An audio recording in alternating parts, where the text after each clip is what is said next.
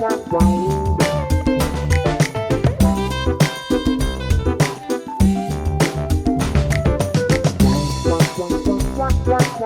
I'm Tom. And I'm John. And we're the co-founders of Handsome Frank Illustration Agency. In this series, we'll be sitting down and talking to our illustrators, finding out more about them, their artistic process, and the creative industry we work in. Welcome to our podcast.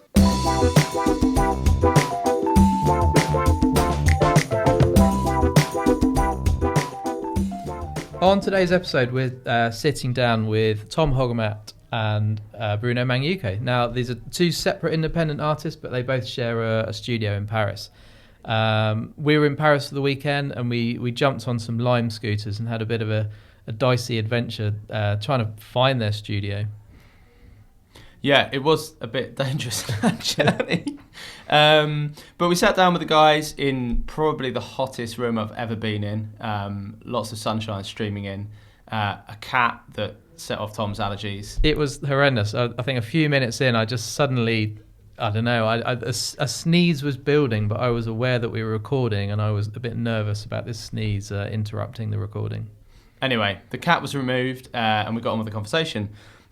It was great talking to the guys about their work, their process, how they've evolved over the years, and how they've kind of influenced each other at times. If you don't know their work, I strongly suggest you check it out online. And, well, here's our conversation.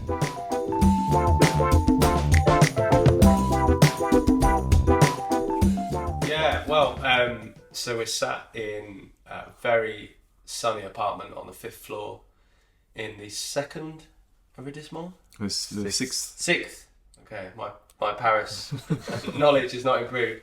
And we're talking to Tom Haugomat and Bruno Mangyoku today, who share a studio space here. Morning, guys. Morning. We should maybe just do like a voice thing so that people know who's who. So Tom, say hi. Hey, I'm Tom. And Bruno. Hey, I'm Bruno. Okay, so hopefully we can distinguish voices. So how long have you been in this space? It's been 5 years now, I think. Yes, almost 6 years. Yeah.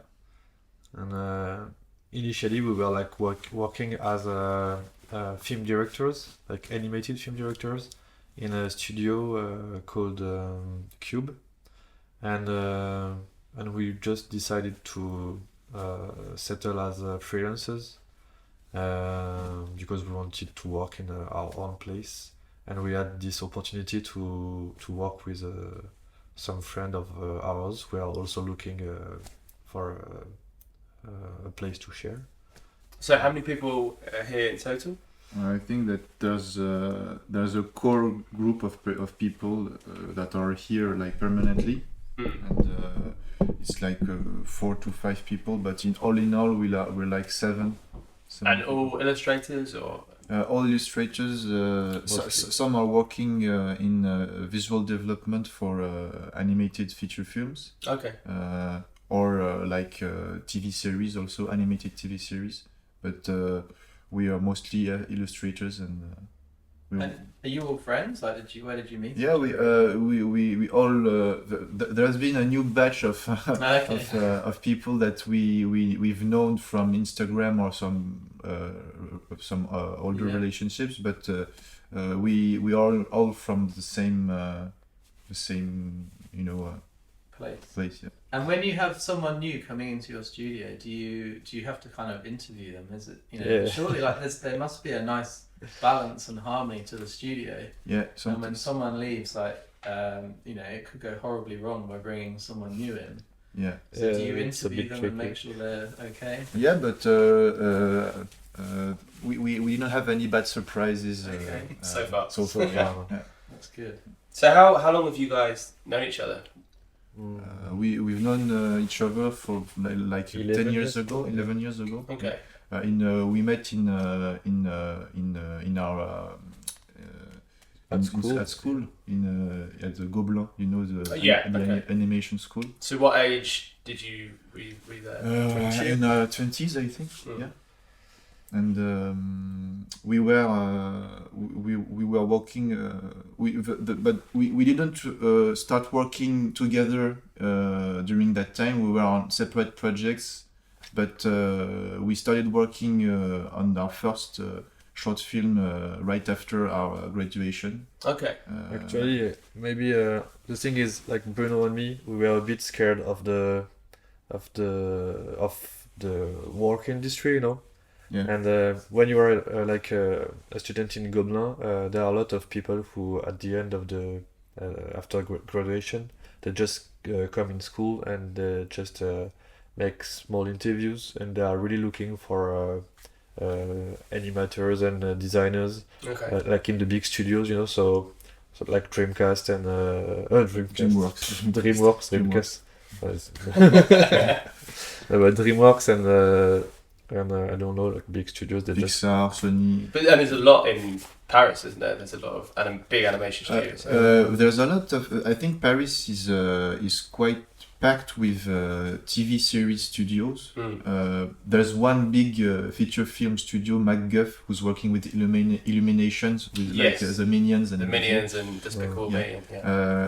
But it is the only one of the only international studios which work with all over the world. But there's some independent French national studios of animation that work on feature films also, but it's less known, I think, worldwide. But there's quite a lot of studios. Yes. And was that at that point? Was that a route you thought you were going to go down? Were you interested in the thing is that I think that initially we were interested in working in such big studios, but then when it in the third year, it was like we had like we are quite anxious people. I think it is where we are much alike on this. So we were like a bit. We were like excited to maybe work in big open spaces like animation studios, but at the same time we are too scared to make the step toward this kind of professional life. So we decided to make like an in between, so work in a smaller studio and do something that was personal to us, which is our first short film. So what was your first short film? The first short film was our first work in the work industry, professional work in the industry. It was our first short film. It was named Jean-François, and it was about a man who is like a professional swimmer. Okay. And he's like a huge guy, like a giant, and he's winning every competition and he got every prizes, and but he's not really happy. He's like a loner. Yeah. And so he decided to go back on the beaches where he lived when he was a kid, like near the sea, and I think it was like it was funny because the film purpose and the story was really close to the way maybe we saw like we are scared of the professional world. Okay, know? so you thought it was And like a so, metaphor. yeah, For... I think that we can link the movie and what we were living at the time, and it helped us to go to become like to walk actually. So and that, how long was the film? It's like 5 minutes long. Okay, and did that then open lots of doors commercially, or was it just something you put out there and? I think it was like an agreement we had with the studio who made us who let us make this movie in their studio. Was like you do the first your first short film with us, and then we sign you as commercial directors. Yeah. So then this opened like the path of co-direction on more commercial films, and that was what we did after the first short film. I really need to go and blow my nose. So Okay. You can pause. no, I'll just leave it running. are you allergic to cats? Where's the toilet? He is allergic. He is. Oh shit. It's in the tissue. The toilet is the first door on your right. There's a cat. This could be in the Yeah, there is a cat here. The thing is, I actually took some drugs because I'm also allergic. Oh really? Yeah. Piriton or it's like Piriton to is it the same? No, it's not the same. It's named Zyrtec, but I don't know. But I think it should be the same molecule. Same thing.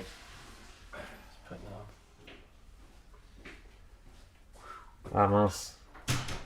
This happens on all podcasts. On n'a pas toi dans antihistaminique du coup? See, it's like we say antihistaminic. Yeah. Do you need something like? No, I think it'll be alright. Okay. I just wanted to ask you about, sort of that. You said about sort of taking that jump, where you're doing one thing, you have one job, but you want to move in a different direction, and obviously you did that. But I think there's be a lot of our listeners who are maybe in that position where they're wanting to make that jump and maybe making that transition. Maybe they're working as a graphic designer or something like that. So do you have anything to sort of encourage people to chase their dreams, as it were?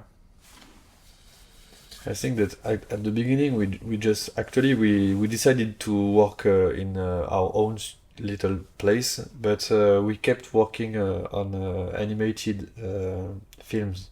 So we were doing like maybe smaller projects, but we decided to keep working with the big studio that we were initially working with, and it was like step by step, Yeah. and I think that it's a bit. I don't want to sound too definitive, but we were when we worked like in co-direction together. I think we did 2 short films together, and we made less than 10 commercial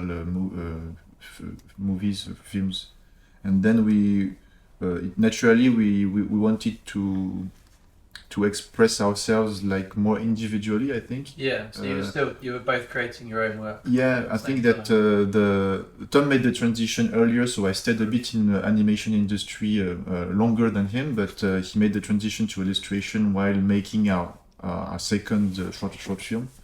And I think that seeing him do this kind of thing maybe influenced me also to try and experience this kind of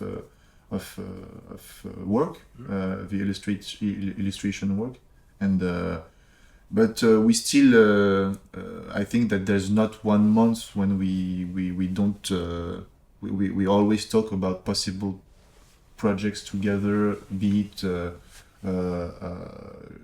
another short film or maybe like a video game project, but it's still something that is alive. And in terms of when you're in your studios today and you're both working on your own projects, are you still sort of bouncing ideas off each other or getting feedback and things like that? Yeah, of course. Yeah, always. And do you think that's a really, really helpful? Yeah.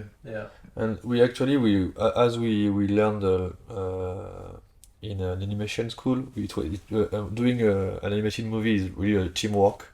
So you really early when you learn, you have to be comfortable with the fact that people will see your work, and they will just have discussion about this. And so I think that it's really helpful that we just came from this kind of a school, because it's really easy for us to share and to I don't know. I think that it's really a particular way of working. It's because we've seen we've talked with other illustrators who never worked in teams. Lots of illustrators work on their own. Yeah. Lots of our artists and lots of illustrators I know work just on their own in their own space. And when we talked to them about our way of our previous work when we were a team and when we were working in studios and everything, they were like it's totally strange experience for them. It's like I think this is like a bonus. I think when you have this way of sharing your work and not being afraid of showing what you're doing and sharing some thoughts and everything. I think it helps as well, especially when you're working on commercial projects and you're going to get feedback, and sometimes it's not always positive. So if you're well used to kind of critiquing and talking about and giving constructive criticism on each other's work, that will really help you. And in terms of your process, I mean, everything is drawn by hand. You use is it Wacom Cintiq? Yeah. Have you used Procreate at all? Actually, I moved to Procreate. So we were wondering. Yeah. We were talking about that this morning. Like a year ago, I had this residency, and with a theater group, and I just accepted this project where I had to draw during the show, and it was like a reading of a Jules Verne story, like I don't know the title in English, but it's like the world tour, Yeah. in like 80 days or something. Around the world in 80 days. Yeah, okay. Yeah. Phileas Fogg. Yeah. And so it's like a children play, and I accepted this, but in order to make it work properly, I just bought an iPad, and because Procreate is really easy if you want to project your drawing while you are doing it. Okay, so it started from technically you needed a solution. Yeah, because it was really you just have to plug the projector on the iPad, and the only thing that people can see is like the illustration. Okay. They can see the tools and everything. And So it was really convenient to. So I learned like for a week. I go in this city called Le Havre in the west of France, and near the sea. And I stayed there like for maybe 10 days in December last year, and actually I learned Procreate while the people were like doing the repetition. Rehearsal. Yeah. And was it an easy transition from using Photoshop and a Wacom tablet to Procreate with the pen? Was that an easy transition? At the beginning, I kept working with the keyboard. Okay. Because it was like I was so used to work with the keyboard that I couldn't really get rid of it. And at the end of the week, I think that I didn't use the keyboard anymore. And now it's really like I'm always pitching my screen when I'm working on Photoshop. Yeah. And I it's really like, the thing is, the iPad is not powerful enough now for me to work like on big campaigns, and there's a limit to the resolution. Yeah, so but I'm doing the more that I can on the iPad now, and some of the big formats illustration are still. So some of the things we've worked on have been kind of 60 centimeters by 60 centimeters. Yeah. 300 DPI. Something of that size you're still doing on Photoshop. Yeah, because it's a constant discussion, isn't it, with your work? Clients will ask us how, because it's not vector, they always panic and ask us how big it can go. Yeah, but I think that I will try to learn vector, but it's really a different way of drawing, and it would be just for a technical purpose. Although your work has been used very, very big, it's never really been an issue. I know it's something that we always talk about with clients, but it's an issue. Yeah, I mean it's a bigger topic, but we often get clients who are requesting vector artwork when it just. We've had, can we have this watercolour painting as a vector file? And obviously they don't understand. So there is just a part of an education thing there, but it's by having your work as not vector, the texture that's in there, the line detail, it just holds so much more. It brings so much more character to the work. Yeah. But I think that they want vector because they can do some changes on the colors and the shapes themselves. So it's a bit more difficult for them to just got a finished illustration like a painting, so they can't interact with it anymore. But and how, Bruno, talk us through your process. How does your process differ? I haven't made the transition to Procreate yet, but seeing everybody around me who's bought an iPad and this software, I think that maybe I'll test one day something. But I'm still on Cintiq. I'm on a computer Cintiq combo with Photoshop and Animate for the animation, and my process is I think is fairly standard. I'm currently exploring line art as opposed to like a flat design that I was more in flat design last year, and now I'm like testing some new stuff. I really like it. I think so. The sort of the stroke, the line that you've added to your illustration, I think it's really sort of brought it to another level. Yeah, thanks. It's really interesting.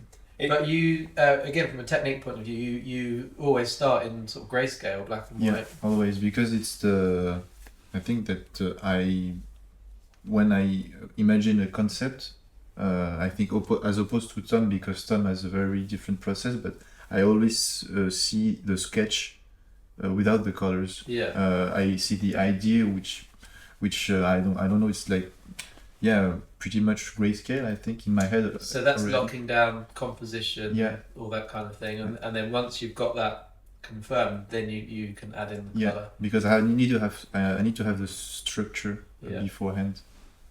Yeah, I've been really enjoying your drafts. Thanks. I've been saving them all. I think I might share some with the podcast, but those kind of 3 steps from your draft, which is very detailed, and then you send like a very kind of rough colour version, and then we go to the final, and it's clean. But what's been really interesting, we've been working with you now for 2 years? Yes, 1 year and a half. 1 year and a half, yeah.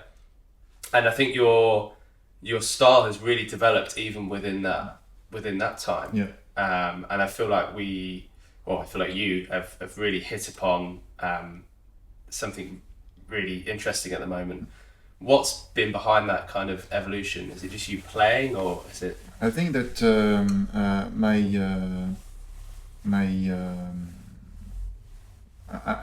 it's really I think it's I always want to look for something new when I'm because I think I'm fairly, even though it's been like 6 years that I'm doing illustration work. I don't think I'm a rookie, but I'm still in the process of finding my marks. So are you somebody that gets bored easily and then you will constantly move on, or do you feel like you're looking for something and when you find it you'll stick with it? I think that there's a bit of both, but because right now what I can say is that I'm really comfortable with what I'm doing in terms of style and in terms of concept today. And I don't think that I would have said the same thing like 1 year or 2 years ago. I would have said to you that I don't know, I'm a bit looking here and there for some. But it's really important to keep that, to keep that constantly sort of evolving, changing style. We're in an industry that's like fashion and all that. It's always changing all the time. Yeah. And I think for an artist to say, okay, I've got my style, and that's it for the next 10, 20 years, it's unlikely to sort of to continue for that length of time. So to have that constant evolution, and even things like colour, just to keep experimenting with colour, it can really change and lift your work. And you are really like good with lines back in school, and Bruno is really like a good drawer, if I may say. And when we worked together, we were really like complementary, because you did all the maybe line design work, and then I just work on colors and the overall looking of the film. Yeah. But I think that maybe you just went back to the line work because it's something that is really like part of course, of you, and that's a good thing. And how much self-initiated work do you both do? You still try and find time to do your own? Well, I know you do a lot of travel sketching, Tom? Actually, I worked on a book for like 7 years. It was really a long period. And, I have 2 copies. Yeah. one in French and one in English. and it was a bit difficult to just go back to something personal after that. So it was released in last year in September, and now I'm just working on a new personal project. Actually, I want to maybe to work with paintings a little more, like to do a bit more of acrylic paintings and stuff like that. So I've been traveling, like you said, like for several projects that required some sketch, and so you've been to Tunisia? Yeah, I've been to Tunisia. Actually, at first it was for the theater project that we've talked earlier. So I went there to do some live drawing on Procreate during the show, like with the same theater group in front of children. Like but I went there a week earlier to do some drawing workshops with the kids in public schools in Tunisia. So it was with the Institut Français. And so how old were the kids? They were between 8 and 11 years old. Okay. And so I traveled around Tunis, and I did these workshops. It's actually like more like stencil workshops. Okay. So I have these shapes, and the kids can play with some stamps and the shapes, and the idea is to make like a really simple illustration where they can experience the fact that you can overlap the colors, like to play with the transparency, and the idea that a little bit like in screen print process, then you can overlap 2 colors to have a third one. And also the fact that they are playing with the shapes that I design is easier for them, because they don't have to know how to draw. They can just play with like these tools. And so I think it's a good thing, because sometimes the kids after 9-8 years old, they don't want to draw anymore, because they don't want to fail or to miss. I've noticed that. You know? I think children are art is very natural to children until a certain point. Yeah. And then if they feel they're not good at it, they stop doing it. Yeah. Which is pretty sad. Yeah, and I figured that playing with this stencil is quite positive, because at the end of the hour, everyone just got their own piece of art, and it's like I don't know. I think that as they all have the same tools, it's easier to be like satisfied with their piece. And so is that something you'd like to do more of, to travel in? Actually, I applied for some residencies in Tunis again for a month, so I will see if it's not sure. But I'd like to. Yes, I think it's really for my book. The thing that really helped me was to go in. Because I went to Montreal for a month, because my girlfriend got a art residency there, and so I had like a full month that I took. I was off actually. I just asked if I could be off for a month. I don't remember. we let Tom have some time off. But, just to be clear, illustrators don't have to request their holidays. We do let them out. No, but sometimes it's difficult to stop. Yeah, I mean, it's like an escalator, isn't it? It's sometimes hard to step off. Yeah. But I think it's really important. A lot of our artists will just take some time out and go and travel, and I think it really helps their work, and they come back with a lot more kind of. It's that importance of personal work, and we say this to everyone, and I think it's so easy if you are a full-time commercial illustrator, or a photographer, I'd say as well, or a graphic designer, any sort of creative, to make that conscious decision to step away from the paying jobs and just create something for yourself. That can be really tricky, but it's so important to help that creative evolution, with things like talking about trying new colours and things like that. It can really help sort of unlock things in your mind and progress your work. It's really good to hear that you're keen to do that. I think for me it's the only way that I can evolve and be happy with my work. So I really have to take some time off and to just go out of Paris. It could be like near Paris, but it's really difficult for me to have like inspiration in this. So it's like a physical space thing as well. I have to be like out of my usual. And is there anywhere else in the world that you'd like to go and live for a bit? I don't know. I really enjoyed Japan because I went there like in a little island to work on the screen prints, and it was really. So if anyone wants to invite Tom to Japan for a residency, we need to come as well. Bruno, I wanted to talk to you about your Emmy. Which is pretty cool. Tell us about how that happened.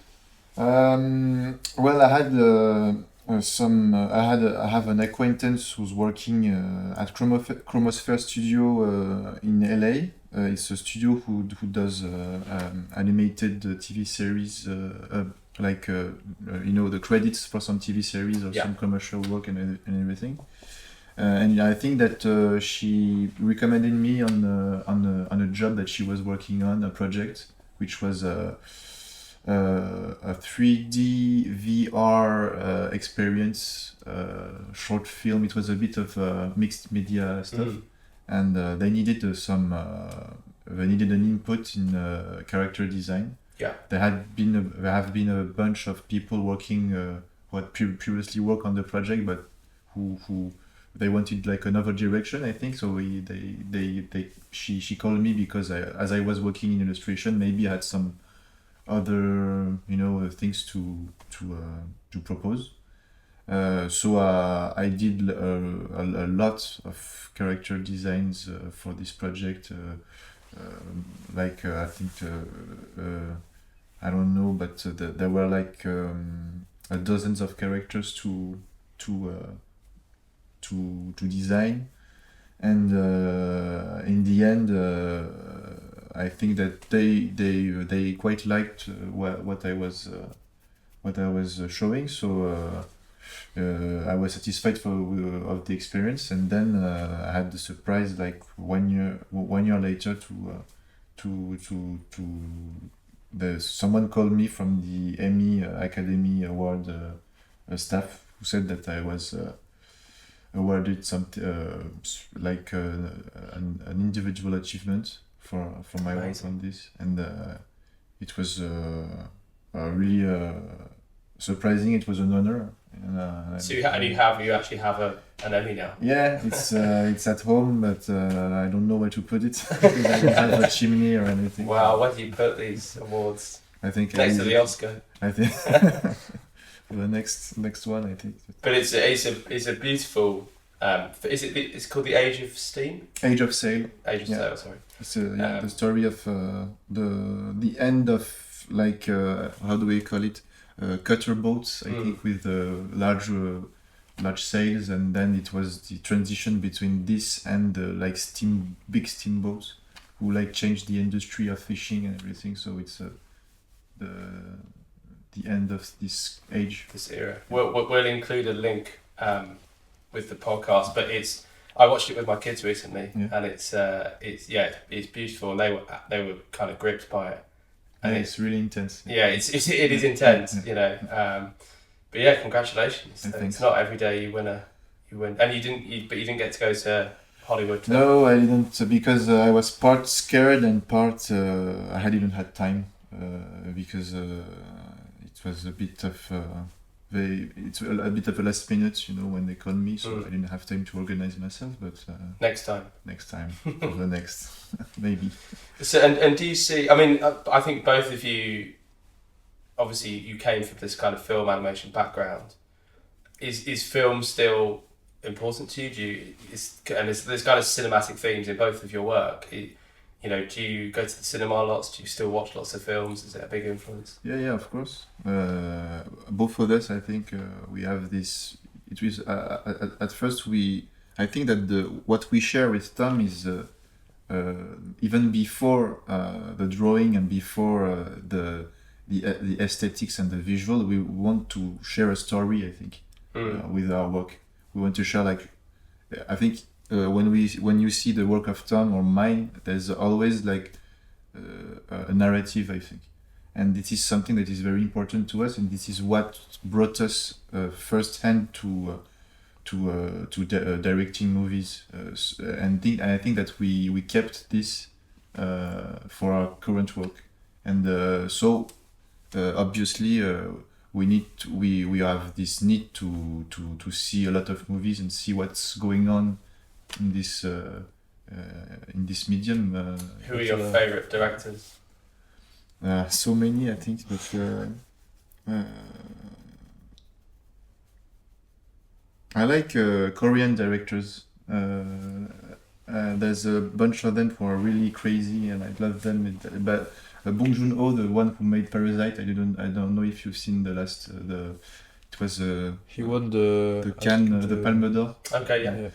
And he's I follow his work for quite a while, and I'm really happy for him that he just won this, because he really deserves it. And he's a part of a bunch of crazy Korean directors who make these crazy movies, who mix up genres in their films like no one before, I think. Or there's a mix of comedy, horror, and action, and everything blends in perfectly. And this makes this creates some really unusual cinema that's really cool to watch. I would say maybe a Japanese director named Koreeda, who is doing some really beautiful films, maybe more drama, I don't know, and with a really graphic way of framing, but the thing is, as Bruno said, we want to tell stories, but it can be in really different ways. Bruno works on some illustration, but some comic books as well, and I did a graphic novel. We made 2 animated films, and maybe we'd like to work on maybe a video game. So it can be really a different way of telling stories, and maybe we are looking for a way of telling a story that is linked to the story itself, So maybe I think it's important to us to adapt the medium to the story, for Jean-François, it was really obviously we had to make it in animation.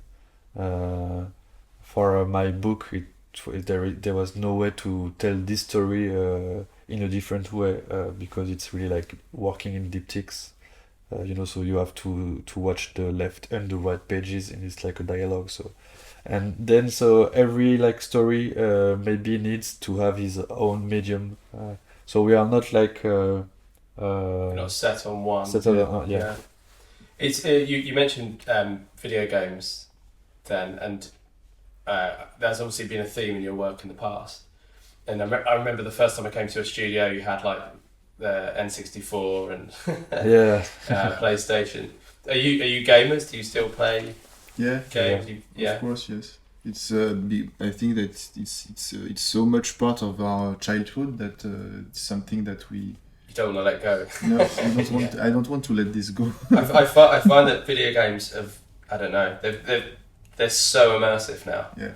And they require so much time and dedication also. That it's kind of hard to to the time. I never ever had a games console as a child. Okay.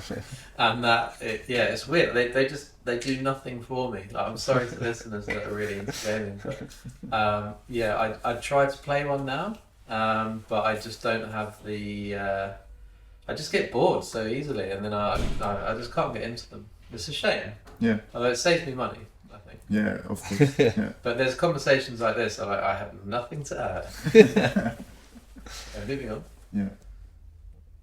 No, I think it's interesting. I mean, I'd love to see you guys work on a game, because I think the aesthetics of video games is in a very interesting place at the moment, and the things that people are now doing with video games is incredible, and it's becoming I think it's got a lot more artistic integrity than probably it ever has. In the independent scene, yes, there's a lot of creative freedom and creativity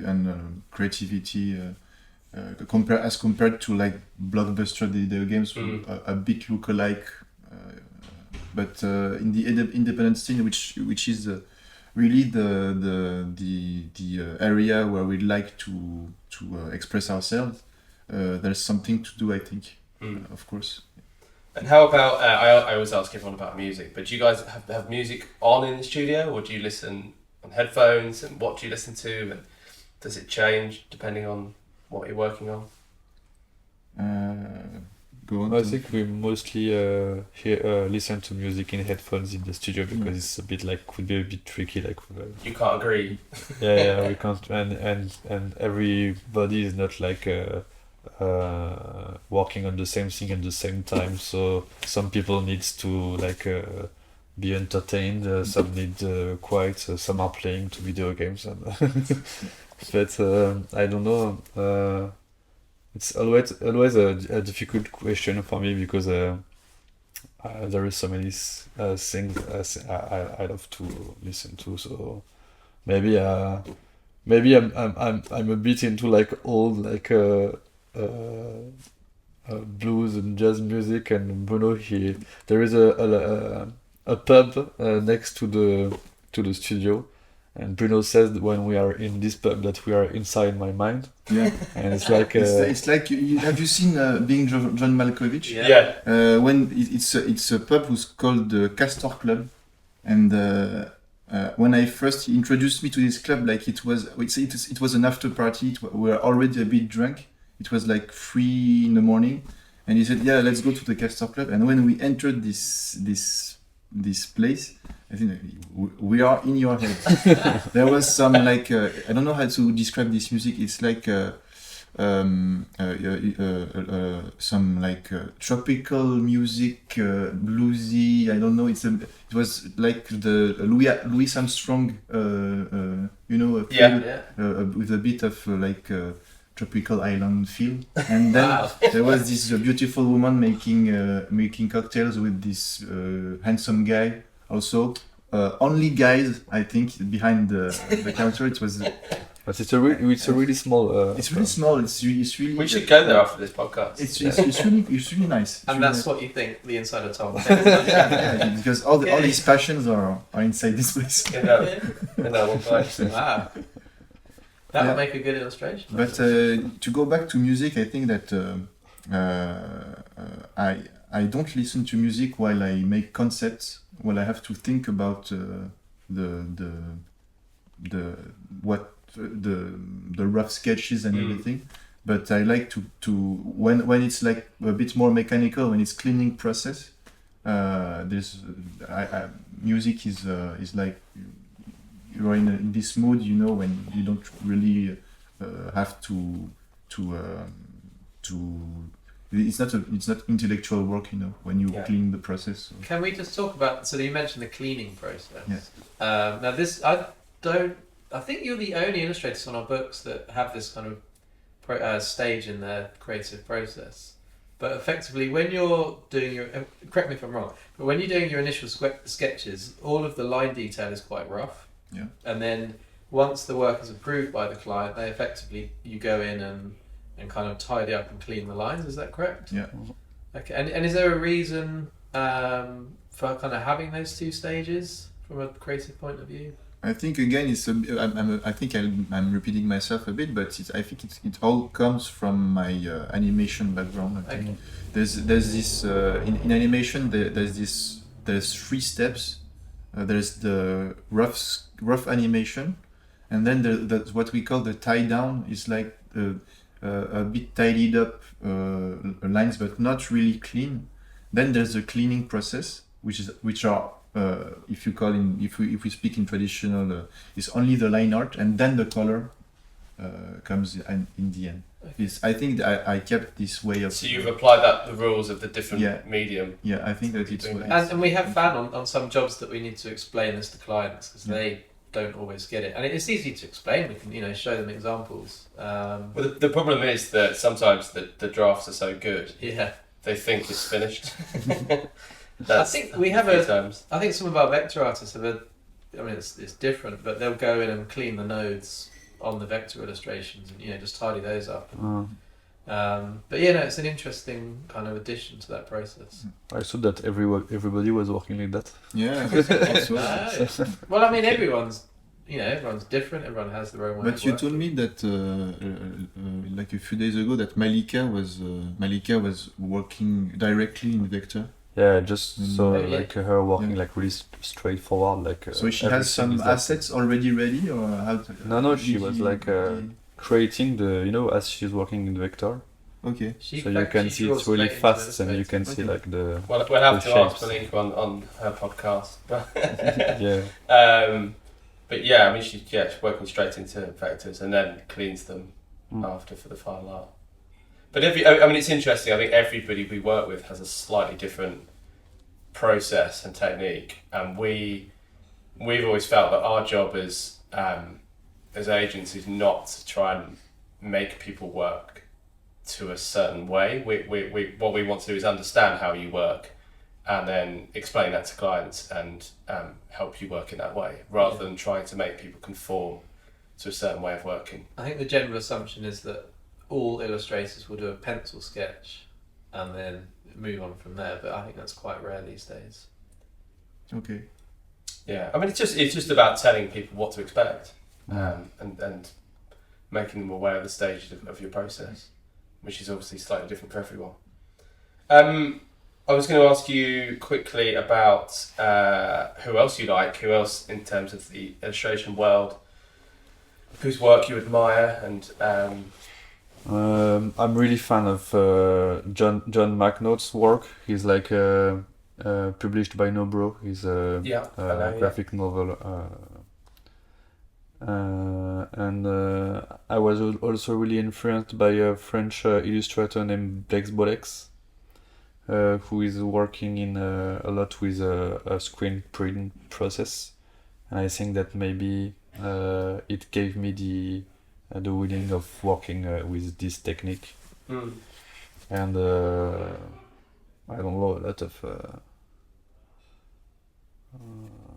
I also Margaret Kilgallen, and she was like an American illustrator that worked like with really simple shapes and colors, and she really inspired herself with the African American culture of the early 20th century. Okay. And she also really inspired me. The thing is, when we learn animation in Gobelin, we had to really have a really good drawing. We are working with like quite complex shapes and doing some. Sometimes it was really difficult for me to draw like I don't know, like Disney characters or stuff like that. And after the Gobelin, I just figured that you could also like tell stories with really simple shapes, and she really gave me she really inspired me in this way, so I can go back to something really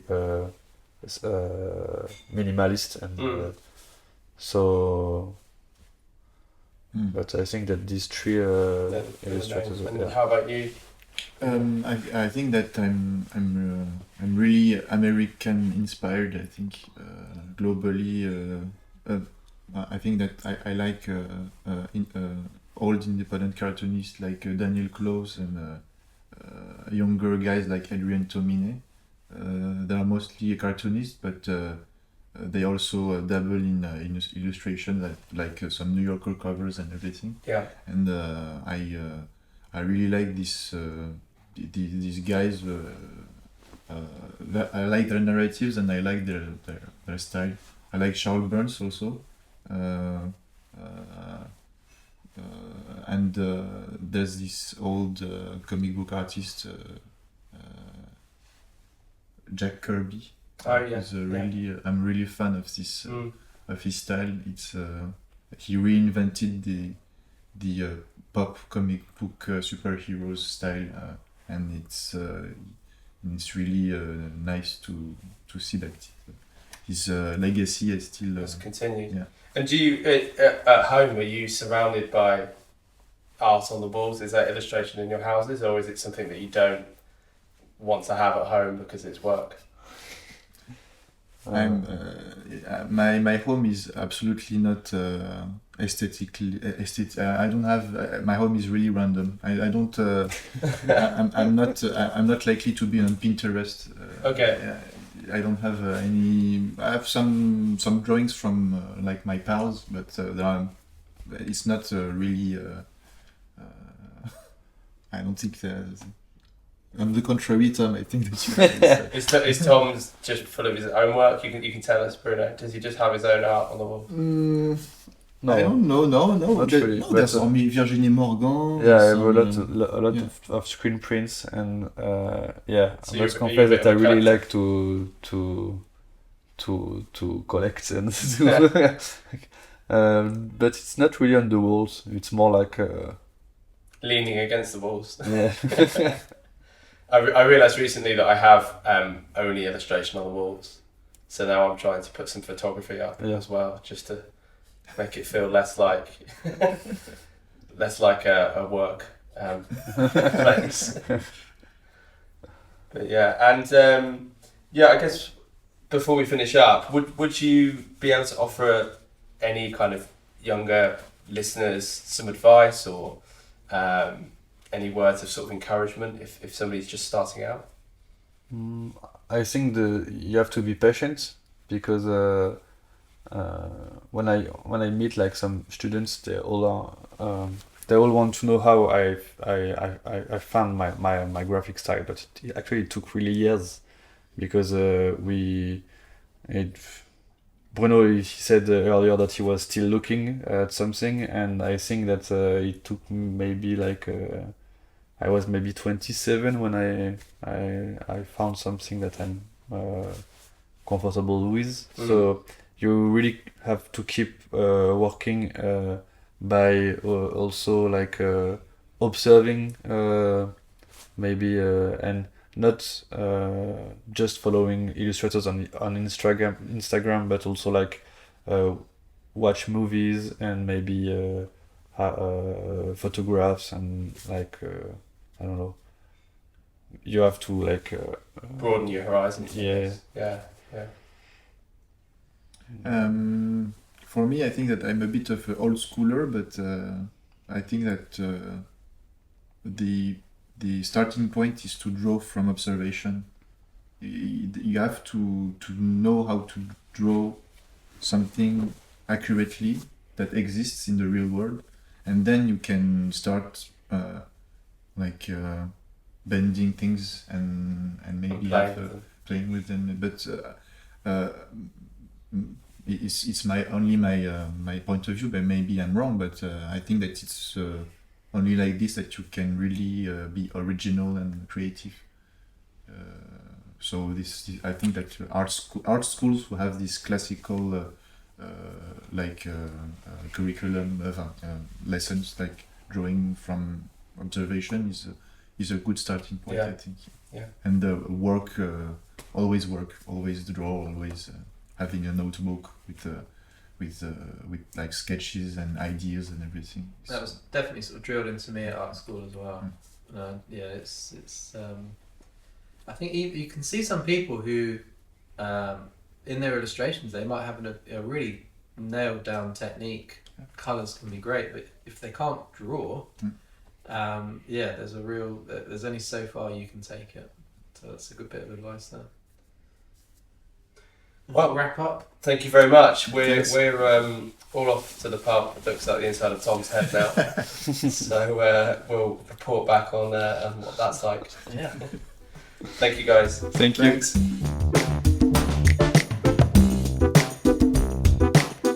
Okay, so that's the end of that conversation. I just want to say that the studio, I think, is on the 5th floor of the classically tall Parisian buildings, and to get up there you have to get in the smallest lift in the world.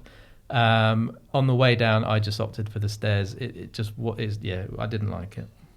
We actually we spent a bit more time with the guys after that and went out for a really nice lunch, and it was sunny. It was nearly the weekend. We had a few glasses of wine, and I suddenly realised I was about to miss my Eurostar train, so I had to make a quick exit.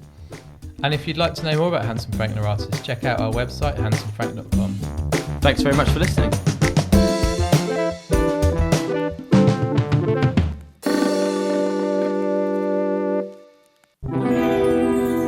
Handsome Frank.